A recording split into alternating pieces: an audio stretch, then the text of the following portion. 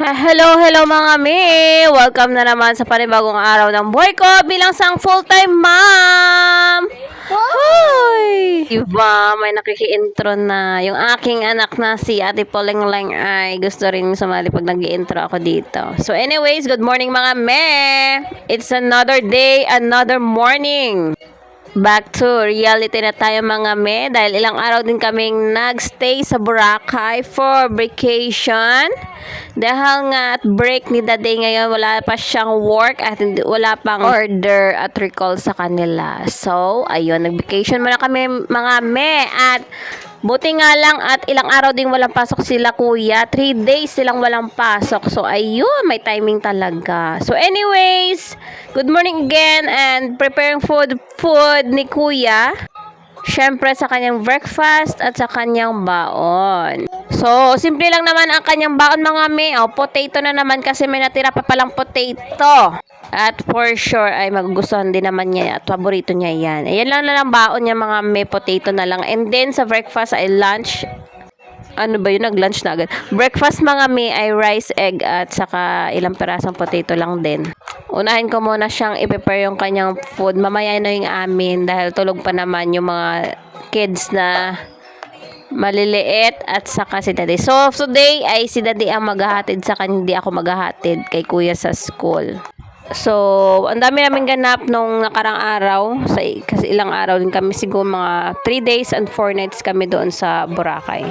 So, ilagay ko na lang dito sa aking videos yung ibang mga pictures and mga video ko doon sa isla ng Boracay mga mi. Hindi na ako masyado nagbi-video mga mi dahil naman syempre pag family time ay less natin yung paghahawak ng cellphone mga mi. Para naman may focus tayo sa ating family. Pag nga ganyang vacation, mga family vacation mga mi ay yan.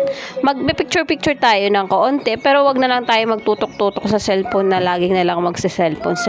So, paminsan-minsan din naman tayong magkaroon ng time sa ating family na kahit papano ay walang hinahawak ang cellphone.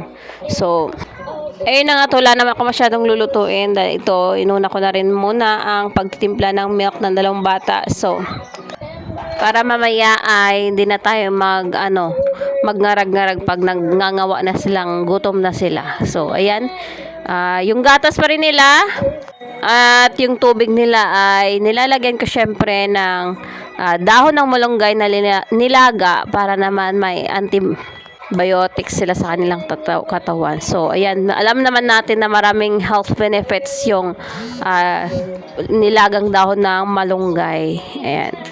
Years ko na yan sa kanila mga mi. Si Polly siguro ay 1 year. Yan. And then, kay baby bunso naman, in-apply ko rin. So, dalawa na sila nagtitake ng dahon ng malunggay na nilaga. So, ayan, di sila masyadong sakitin. Kung inuubo man sila ay talagang saglit lang din. Although pinapainom ko rin sila agad ng gamot para hindi masyadong lumala. And syempre, ang ating mesa mga me, kailangan natin punasan yan. At alam nyo naman sa gabi kung mga anek-anek ang naglalakad dyan. So, ayan, pupunasan na natin din yan na mabuti para ma-wash out na yung mga bacteria dyan kung ano pa man. So, ayan, ganyan din naman ang paulit-ulit ng ating trabaho sa morning bilang isang full-time mom. So, atin lahat ng trabaho. At mapagod man tayo ay kailangan din natin magpahinga niyan. So, pag may extra pa tayong oras ay tatapusin natin ang ating mga gawain. So, basta mga pag may extra time pa talaga ay ginagawa ko na talaga yung mga pwedeng gawin mga may para naman mamaya pagkagising ng 2 bata ay maglalaro sila, malinas na dito sa baba. So, ayan. Di pa naman masyadong magulo dahil ilang araw kami wala dito. And, syempre, ating linisan to dahil nga mga alikabok na din. And then, ilang araw na walang naglinis dito. Kaya mas maigi na gawin na natin mas early yung ating gawain for today mga me o sa everyday para naman hindi na magkasunod-sunod yung ating trabaho.